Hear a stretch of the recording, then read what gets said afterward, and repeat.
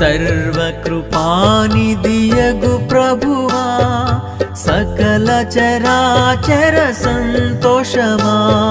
స్తోత్రము చేసి స్తుతించెదము సంతసముగా నిన్ను పొగడెదము స్తోత్రము చేసి స్తుతించెదము సంతసముగా నిన్ను పొగడెదము హల్లెలూయా హల్లెలూయా హల్లెలూయా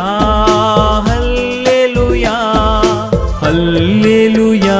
ఎన్ని పాడెదను ఆనంద